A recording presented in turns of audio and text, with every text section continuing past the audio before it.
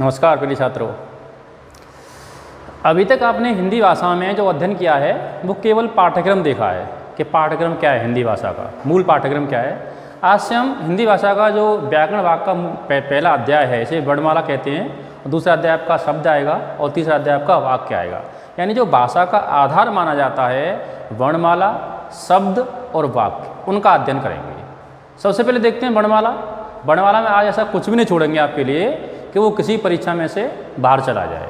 यानी किसी भी परीक्षा आप दो हिंदी भाषा के संबंधित और उसमें व्याकरण भाग आ रहा है और व्याकरण भाग में से वर्णमाला अगर आपकी आती है तो वर्णमाला का इतना बड़ा क्षेत्र है कि उसमें से कुछ आपको बचेगा नहीं, आप ध्यान दोगे पूरी तरह से। चलिए मैं आरंभ करता हूँ। देखिए, वर्णमाला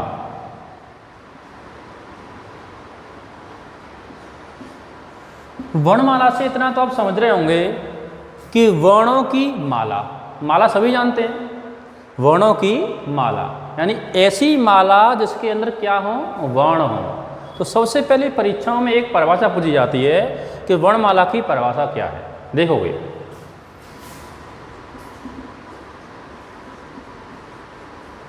वर्णों का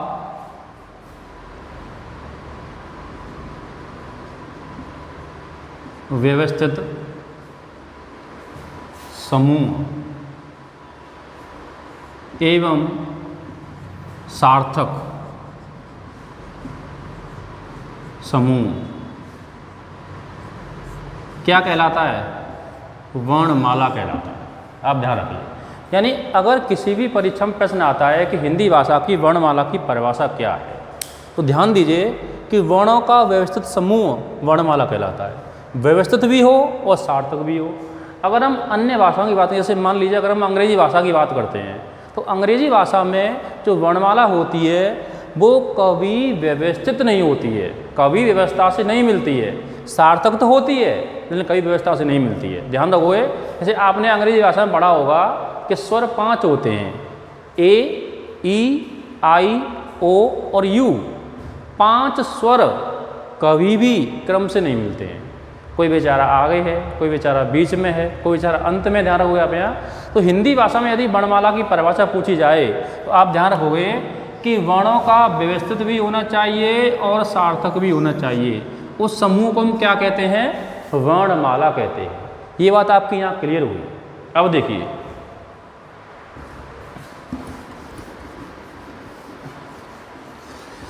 हिंदी वर्णमाला में जानोगे, जब अध्ययन किया जाता है हिंदी वर्णमाला का तो उसको मैंने 6 भागों में आपके लिए बांट दिया है। आप ये मत समझ लेना कि हिंदी वर्णमाला के 6 भाग होते हैं। आपको सीखने की दृष्टि से मैंने उनको बांट दिया है। इसमें पहला भाग देखोगे, पहला भाग है वर्णों की संख्या। दूसरा भाग है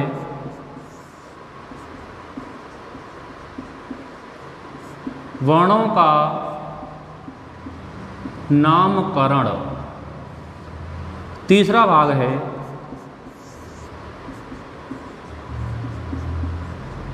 वर्णों के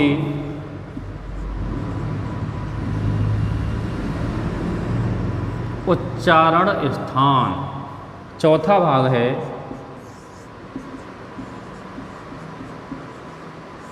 वर्णों के प्रयत्न। 5वां भाग है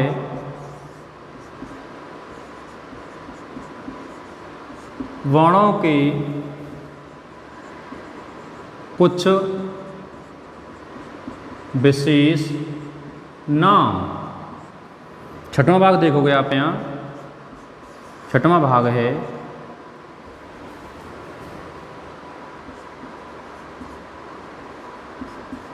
हिंदी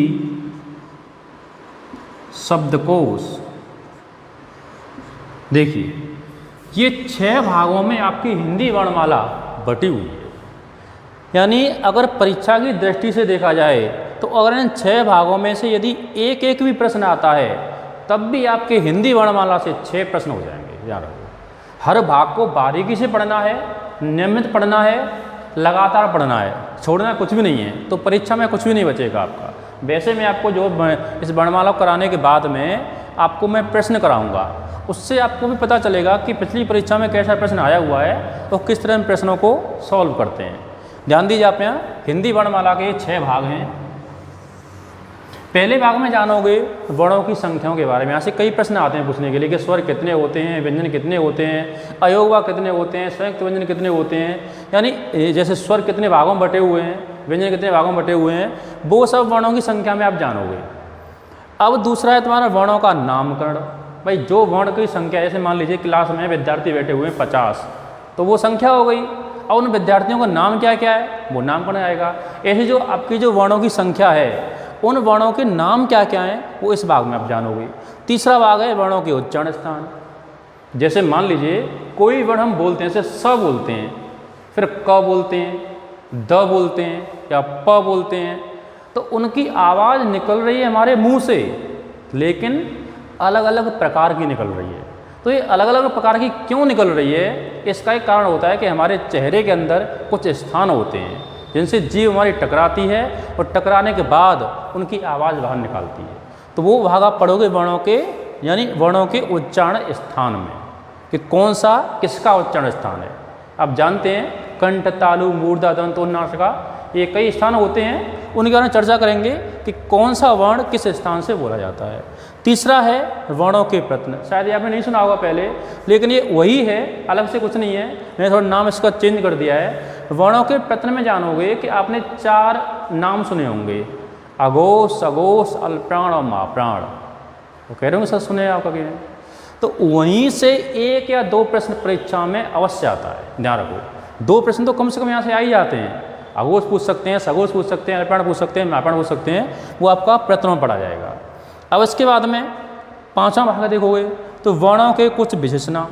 वर्णों के विशेष नाम में जानोगे आप कि यहाँ पर परीक्षाओं में प्रश्न पूछा जाता है कि लुंठित वर्ण कौन सा होता है, पार्श्विक वर्ण कौन सा होता है, अर्धस्वर कितने होते हैं, अर्धस्वर कौन से होते हैं, जैसे मान लीजिए संघर्षी वर्ण कौन से हैं, अमानक वर्ण कौन से हैं, वो सब आपका वर्णों के विशेष नाम में ही आ जाएगा। अब इसके बाद और भी सबसे महत्वपूर्ण भाग देखिए, इसका संबंध थोड़ा सा तर्क शक्ति से ध्यान रखो, यानी रीजनिंग से। शब्द को संबंध रीजनिंग से ध्यान रखिए कि हिंदी शब्दकोश के अनुसार एक प्रश्न आता है पूछने के लिए कि हिंदी शब्दकोश के अनुसार जो 6 है, आपका 6 जानते हैं, संयुक्त व्यंजन ये होता है, इसका क्रम किसके बाद आता है। या कोई भी मान लीजिए 4 विकल्पों में आपको 4 शब्द दे दिए गए हैं, तो वहाँ पूछेंगे कि कौन सा शब्द अंत में आएगा, कौन शब्द बीच में आएगा और कौन सा सबसे पहले आएगा। तो वो पूरा भाग आप हिंदी शब्दकोश के अंतर्गत ही पढ़ोगे। अब आप समझ चुके होंगे कि हमें हिंदी वर्णमाला में क्या क्या पढ़ना है। विद्यार्थी की परेशानी यही होती है सबसे बड़ी, कि उन्हें ये पता नहीं होता है कि पढ़ना क्या क्या है। पढ़ने को तो बहुत कुछ है, लेकिन पढ़ना क्या क्या है। तो हिंदी वर्णमाला में आपको ये 7 चीज़ें पढ़नी है, ध्यान रखें। इसके अतिरिक्त हिंदी वर्णमाला में आपको कुछ भी नहीं पढ़ना है, किसी भी परीक्षा के लिए हो, ध्यान रखिए। अब मैं इसे मिटाता हूँ, आपसे नोट भी कर सकते हैं, आप नोट कर रहे होंगे, ध्यान रखिए। पहले से आरंभ करते हैं वर्णों की संख्या से। क्लियर? देखिए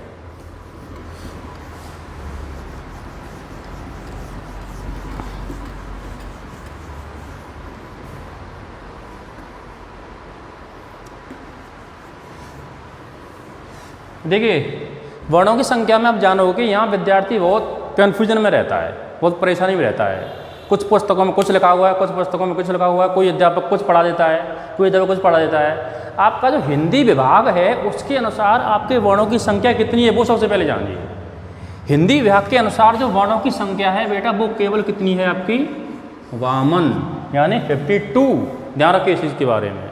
अब कुछ पुस्तकों में 48 भी लिखा हुआ है, 53 लिखा हुआ है, कुछ 54 लिखा हुआ है, वो संख्या होती है।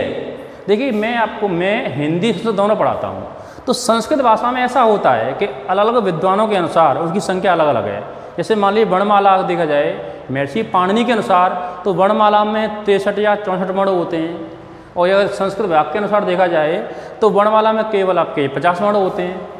महर्षि भरद्वाज के अनुसार वर्ण होते हैं। आप केवल यहाँ हिंदी भाषा पढ़ रहे हो, तो हिंदी भाषा में जो वर्णों की संख्या है वो केवल 52 है, ध्यान रखो चीज़। और ये प्रश्न कई बार कोर्ट में जा चुका है, तो उसने मोहर लगा दी है कि हिंदी भाषा में वर्णों की संख्या कितनी होती है, केवल 52 होती है। आप इस चीज़ को नोट करके रखें। और जो 52 संख्या है, ध्यान रखो, ये जो बावन संख्या है वो बेटा 3 भागों में विभक्त रहती है।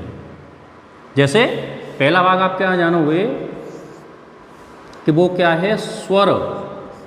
दूसरा भाग कौन सा है आपका, यहाँ से कहते हैं व्यंजन। तीसरा भाग कौन सा है, अयोगवाह। जो विद्यार्थी पहली बार पढ़ रहे हैं वो भी समझें, वो सोच रहे होंगे पता नहीं ये अयोगवा कहाँ से आ गया, ये स्वर व्यंजन तो आपने पढ़े थे। अयोगवा ये जो 2 चिन्ह होते हैं, जैसे हम एक विसर्ग लगाते हैं, एक आपका देखा होगा कि एक ऊपर लगा रहता है, बिंदी टाइप का लगा होता है, तो ये वही अयोगवा है तुम्हारे, अलग से नहीं है, उसी में, लेकिन जान गए नहीं है विद्यार्थियों ज़्यादा। तो स्वर भी है, व्यंजन भी है, और क्या तुम्हारे यहाँ पर अयोगवाह भी है। इन 52 वर्णों में जानोगे कि 52 वर्णों में जो 11 संख्या है बेटा वो स्वर की है। स्वर की संख्या कई बार पूछी जाती है, अब कुछ विद्यार्थी 13 बता देते हैं, कुछ विद्यार्थी 9 बता देते हैं, होती है, लेकिन संस्कृत में होती है, ध्यान रखो। हिंदी में पूछी जाए तो कितनी होगी आपकी, केवल 11। और यदि व्यंजनों की संख्या पूछी जाए तो कितनी होगी आपकी यहाँ 33। और अयोगवा की संख्या पूछी जाए तो कितनी होगी आपके यहाँ 2। अब अयोगवा की संख्या के बारे में आप जानोगे कि संस्कृत में पढ़ते हैं तो संस्कृत में बेटा इनकी संख्या 4 भी होती है। जिन्होंने संस्कृत बनाई थी महर्षि पाणिनि ने, उन्होंने जो अयोग की संख्या मानी थी वो 8 मानी थी, ध्यान रखो। तो आप इतना ध्यान रखो कि जो 52 वर्ण हैं उन 52 वर्णों में स्वर भी हैं, व्यंजन भी हैं, अयोगवा भी हैं। इनमें 11 स्वर हैं, 33 व्यंजन हैं और 2 आपके अयोगवा हैं। लेकिन इनको अगर तीनों को काउंट किया जाए, तीनों को जोड़ा जाए तो ये पूरे 52 नहीं हो पाएंगे। यानी 52 संख्या इसलिए दी गई क्योंकि इन 33 व्यंजनों के अतिरिक्त कुछ नए व्यंजनों का निर्माण किया गया। जैसे जानोगे 4 आपके पढ़ोगे आप यहाँ संयुक्त व्यंजन, 4 क्या पढ़ोगे आप यहाँ संयुक्त व्यंजन, और इसके अतिरिक्त 2 आप पढ़ोगे यहाँ द्विगुण व्यंजन। चलिए नीचे दिखाई दे रहा है, यहाँ तक देखना दिखाई दे रहा है। चलिए आपसे नोट कर सकते हैं और मैं इसके बाद फिर आगे बढ़ता हूँ। ये हिंदी वर्णमाला का पहला भाग आपका है, जहाँ तक यहाँ से 1 नंबर आपको मिल सकता है परीक्षा में, ध्यान रखिए। नोट कीजिए, स्क्रीनशॉट मारिए जल्दी से, फिर मैं आगे बढ़ता हूँ। देखो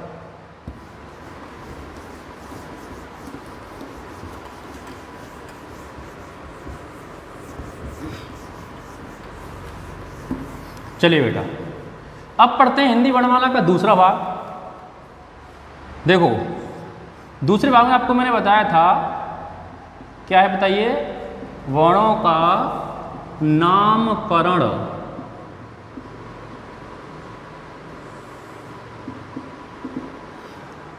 वर्णों का नामकरण, आप सब विद्यार्थी हैं तो आपका भी अलग नाम होता है। ऐसे जितने वर्ण होते हैं उनका, जो 52 वर्ण आपने देखे तभी, उन 52 वर्णों का सबका अलग अलग नाम है।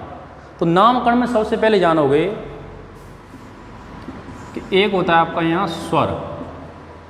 जैसा अभी आपने देखा था, एक स्वर है, एक व्यंजन है, अयोगवा है। लेकिन स्वर में कितने स्वर हैं, उनके क्या क्या नाम है, वापस भाग में जानोगे। स्वर भी हैं, व्यंजन भी हैं, अयोगवा भी हैं।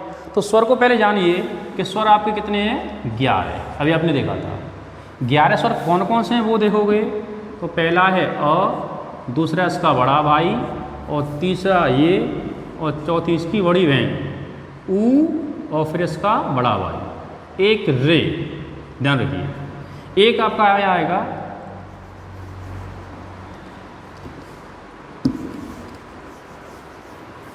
ए, आई, ओ और औ। क्लियर, आपको दिखाई दे रहे होंगे। ये टोटल 11 वर्ण है आपके, इसे स्वर कहते हैं। अब देखोगे आप यहाँ ये दोनों जोड़े से हैं, ये दोनों जोड़े से हैं, ये दोनों जोड़े से, ना रखिए ये दोनों भी जोड़े से हैं और ये दोनों भी जोड़े से हैं। लेकिन ये बेचारा अकेला है क्योंकि इसका बड़ा भाई है नहीं यहाँ पर। हिंदी भाषा आपकी बनी हुई है, आप ये मुख्य रूप समझ लीजिए कि हिंदी भाषा आपकी बनी है वो संस्कृत भाषा से बनी हुई है, ध्यान रखिए। यानी जो भाषाओं की जननी है वो संस्कृत भाषा है।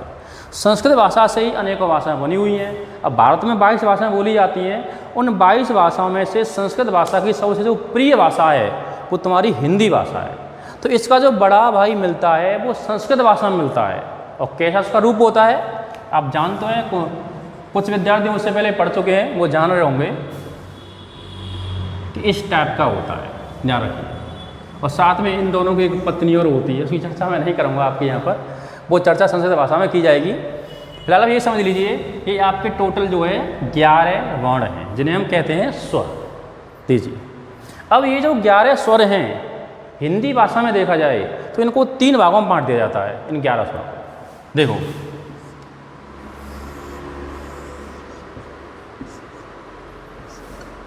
पहला इसका भाग रहेगा, इसे हम कहेंगे हृस्व स्वर। क्या कहेंगे इसे? हृस्व स्वर। दूसरा है इसे बेटा क्या कहेंगे हम लोग? दीर्घ स्वर। तीसरा है इसे हम कहेंगे प्लित स्वर।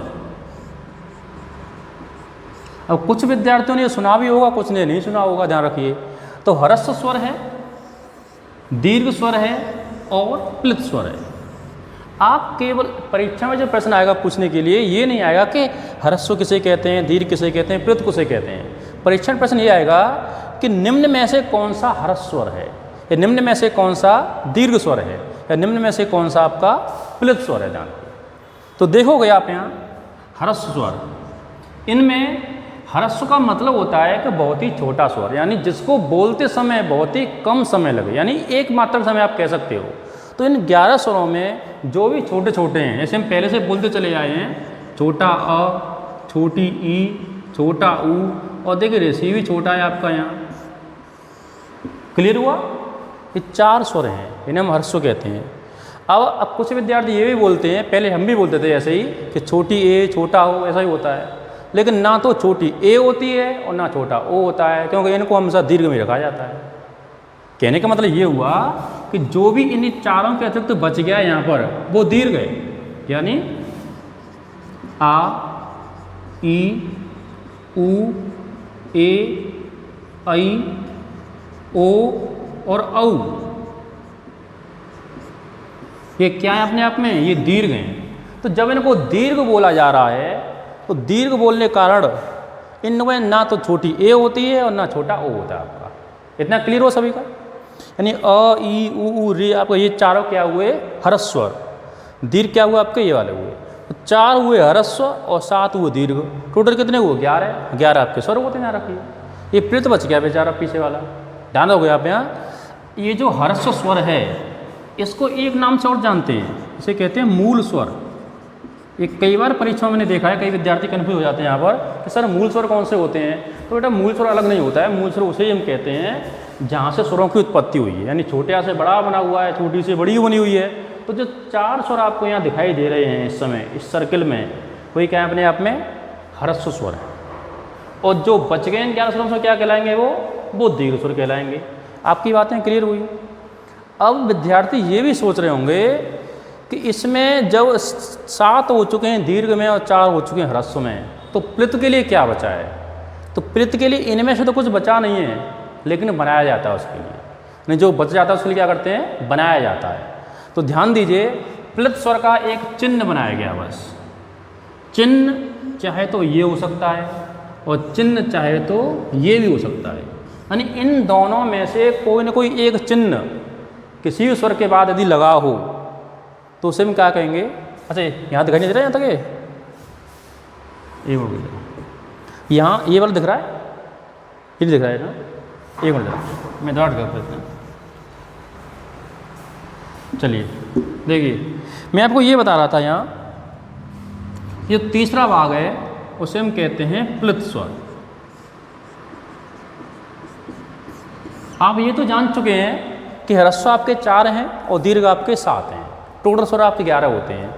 प्लित स्वर की पहचान के लिए आप ध्यान रखो कि चाहे तो ये वाला चिन्ह लगाओ और या फिर आपका ये वाला चिन्ह लगाओ, यानी किसी भी दीर्घ स्वर के बाद अगर इन दोनों चिन्हों में से कोई भी चिन्ह एक लगा हुआ है तो बेटा क्या कहलाएगा? वो प्लित स्वर कहलाएगा। अब परीक्षा में प्रश्न आता है कि निम्न में से कौन सा प्लित स्वर है, उसकी पहचान क्या है?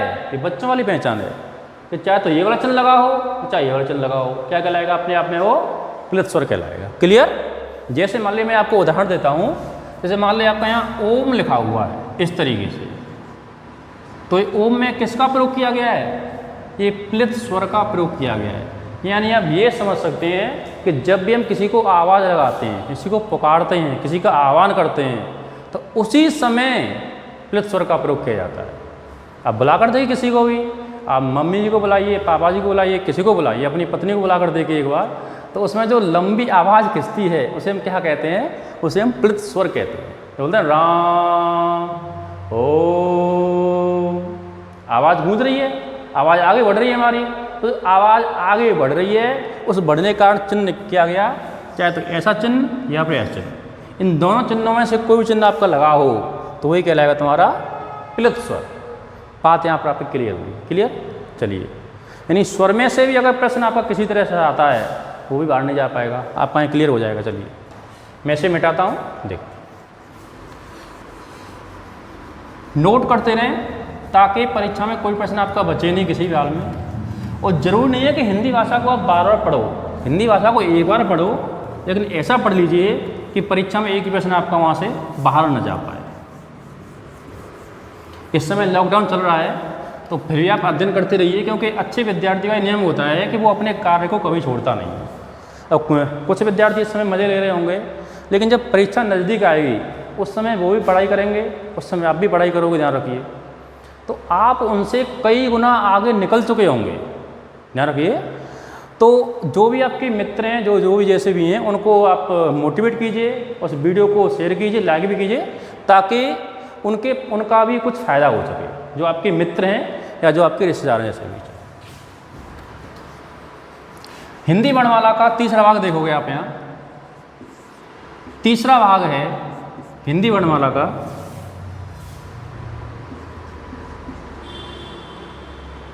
अभी दूसरा भाग संपन्न हुआ नहीं है, क्लियर है? अभी दूसरा भाग आपका बचा हुआ, वो क्लियर नहीं हुआ है। अभी तक आपने स्वर का अध्ययन किया है, केवल नामकरण में अभी आपने स्वर पढ़ा है। जब मैंने बताया था स्वर भी होता है, व्यंजन भी होता है, अयोगवा भी होता है, तो हमने केवल अभी स्वर पढ़ा है, अभी व्यंजन पढ़ेंगे, फिर अयोगवा पढ़ेंगे, ध्यान रखिए। तो व्यंजन देखोगे आप यहाँ, व्यंजन अभी दूसरा भाग चल रहा है आपका। व्यंजन यानी जो दूसरे के द्वारा जनित है उसे कहते हैं व्यंजन। सबसे पहले ये समझ लीजिए कि व्यंजन का निर्माण स्वर की सहायता से होता है, यानी बिना स्वर के आप व्यंजन को बोल नहीं सकते हो, ना लिख सकते हैं। तो स्वर की सहायता से, स्वर की सहायता लेता है, यानी देखो सिंपल परिभाषा है, जरूर नहीं है कि परिभाषा आपको पहले से लिखाई जाए कि ऐसा वर्ण जिसे हम जो स्वर की सहायता लेता है उसे व्यंजन कहते हैं, जरूर नहीं है। अब जानिए केवल कि व्यंजन होता क्या है। वैसे आप परीक्षा की तैयारी कर रहे हो तो ये जानिए केवल व्यंजन क्या होता है, जिसमें स्वर की सहायता ली जाती है, जैसे क, ख, ग, च, द, ध, इसमें स्वर की सहायता ली जा रही है, ध्यान रखिए। क बोलेंगे तो क के साथ में अ अवश्य आएगा, की बोलेंगे तो ई अवश्य आएगी, यानी जो स्वर हैं हमारे वो व्यंजन के साथ लगकर अवश्य आते हैं। देखिए अब व्यंजनों की संख्या जो मूलतः बताई गई वो कितनी थी आपकी? 33। परीक्षा में कई बार प्रश्न पूछा गया है कि व्यंजन कितने होते हैं? 33 होते हैं। स्वर कितने होते हैं? 11 होते हैं, अभी आपको बताया था। अब ये 33 व्यंजन हैं, वो कितने भागों में बटे हुए हैं वो जानें।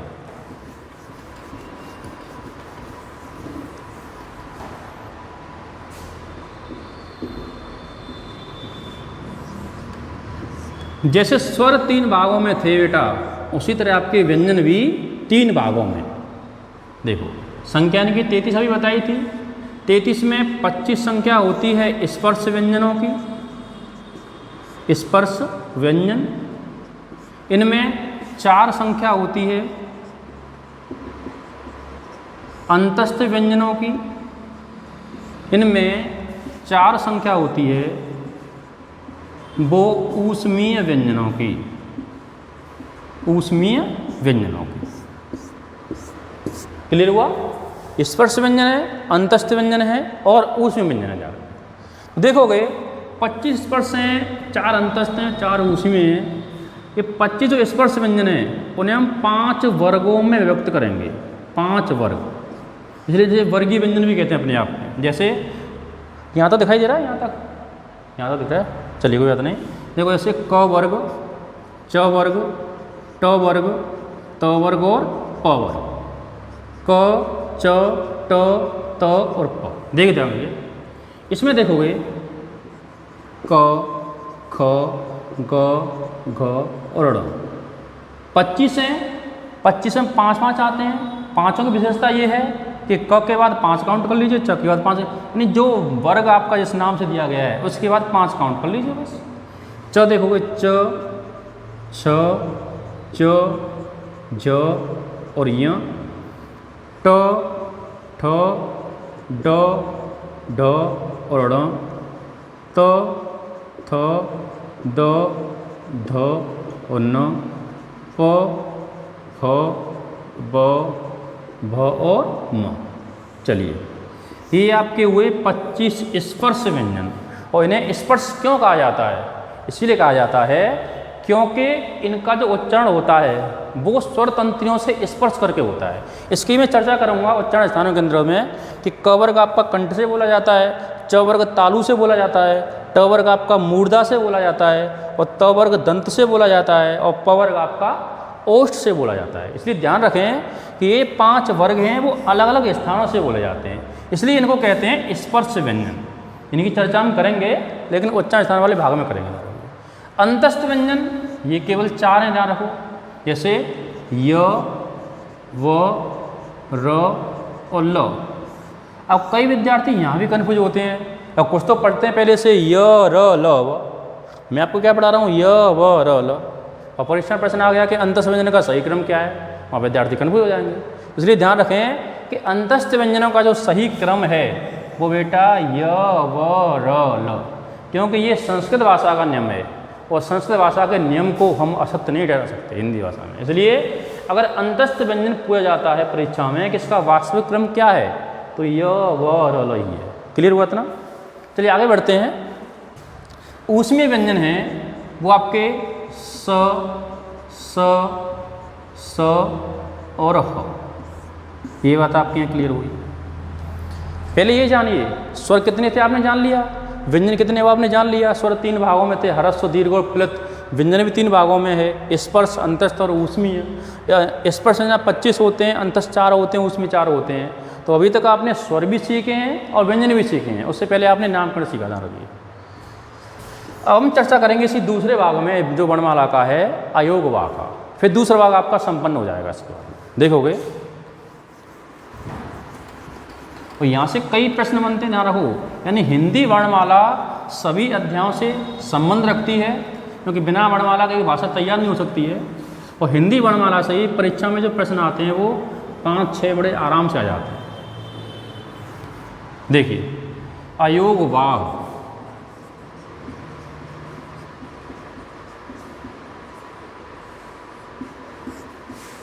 अयोग वाक की मैं हम वैसे चर्चा नहीं करूंगा, आप केवल ये समझ लीजिए कि अयोग आपको 2 पढ़ने हैं बस। कितने पढ़ने हैं? 2। और अयोग के बारे में थोड़ा समझ सकते हैं कि अयोग वाक यानी जिसका कोई अपना योग नहीं होता, जिसका कोई अपना कोई स्वरूप नहीं होता, वो केवल एक चिन्ह के रूप में होता है, फिर भी अर्थ को वहन करता है, यानी फिर भी वो किसी भी दूसरे अक्षर के साथ में लगकर चलता है। उसे हम क्या कहते हैं? अयोग वाक। अ का मतलब नहीं होता है, योग का मतलब जोड़ और भा का मतलब वर्ण। क्लियर हुआ था? 2 पढ़ने हैं केवल आपको। पहला पढ़ना कौन सा है? अनुस्वार, और दूसरा पढ़ना बेटा आपको यहाँ विसर्ग। क्लियर? अयोग व परीक्षाओं पूछे जाए कितने होते हैं? 2 होता होगा, एक अनुस्वार और दूसरा कौन सा होता है? विसर्ग होता है। अनुस्वार में जानोगे कि अनुस्वार एक बिंदु के रूप में होता है, विसर्ग जो होता है वो बिंदु के रूप में होता है, लेकिन ये 2 बिंदु के रूप में होता है। ये ऊपर लगता है, ये नीचे लगता है। अब थोड़ा एग्जाम्पल देखते हैं। अ के ऊपर लगा हुआ है और अ के ये पीछे लगा हुआ है। अब कुछ विद्यार्थी पढ़ देते हैं कि छोटी अंग बड़ी अंग, छोटे अंग बड़ी अंग कोई नियम नहीं होता। रखिए ये अनुस्वार है, ये विसर्ग है, और ज़रूरी नहीं है कि अनुस्वार केवल इस पर ही लगे, और ये भी जरूरी नहीं है कि विसर्ग केवल इस पर लगे। किसी भी वर्ण के ऊपर लग जाए एक बिंदु वो अनुस्वार कहलाएगा। क के ऊपर लगा दो, ख के ऊपर लगा दो, ग के ऊपर लगा दो, घ के ऊपर लगा दो, कहीं भी आप इस बिंदु को लगा दीजिए वो अनुस्वार ही कहलाएगा। जरूर नहीं, ध्यान रखिए, कुछ विद्यार्थी कन्फ्यूज हो जाते हैं। ऐसे ही क के पीछे लगा दो, ख के पीछे लगा दो, ग के पीछे लगा दो और घ के पीछे लगा दो, कहीं पर भी आप इन 2 बिंदु को लगा दीजिए, क्या कहलाएगा? विसर्ग कहलाएगा। ये बात आपकी क्लियर हुई। हिंदी वर्णमाला का जो दूसरा भाग था जैसे आपने जाना है, यानी पहले अगर हमने वर्णों की संख्या के बारे में देखा, फिर आपने नामकरण के बारे में देखा, और तीसरा भाग और महत्वपूर्ण आने वाला ध्यान रखिए, वो भाग रहेगा उच्चारण स्थानों का। इसकी चर्चा हम अगली क्लास में करते हैं। आप पहले यहाँ तक समझ लीजिए आराम से, एक और रिवीजन कर लीजिए पूरी तरह से। चलिए, विशेष धन्यवाद।